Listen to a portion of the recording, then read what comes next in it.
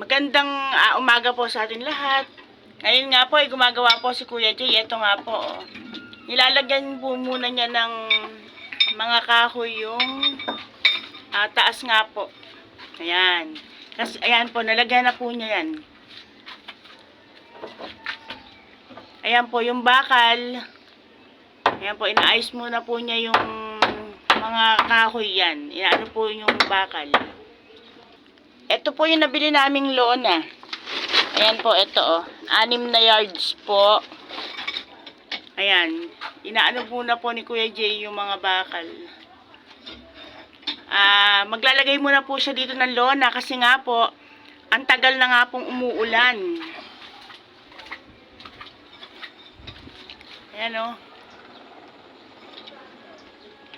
Ang tagal na pong umuulan.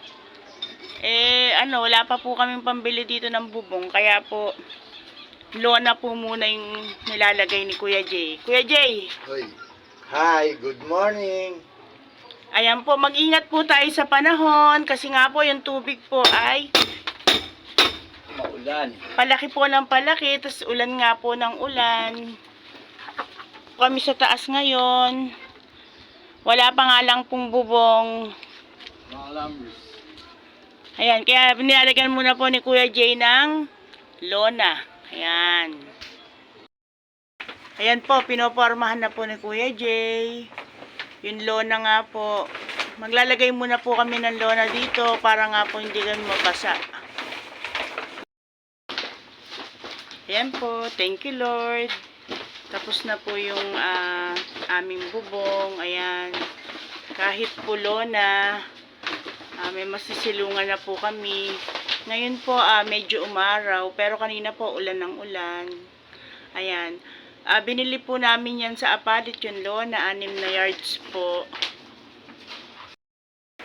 Ayan. Medyo malapit na pong matapos. Ayan po, tapos na po ang aming bubong. Ayan. Naglagay din po si Kuya Jay dito ng mga bubong na ganyan. Ayan. Ito po, oh. Saktong-sakto nga po, napakalakas ng ulan. Ayan po, oh. Grabe lakas ng ulan, oh. Ayan na po, ang aming kwarto. Ayan, oh, nagawa na po ni Kuya Jay. Ayan po, meron kaming salamin. Meron na po kaming kurtina. Tapos yung relo namin. Ayan po, naglagay lang kaming konting upuan sa lamesa. Ito na po yung aming bubong. Samantagal. Ayan po, oh. Ayan, thank you Lord. Kay buti-buti niyo po sa amin.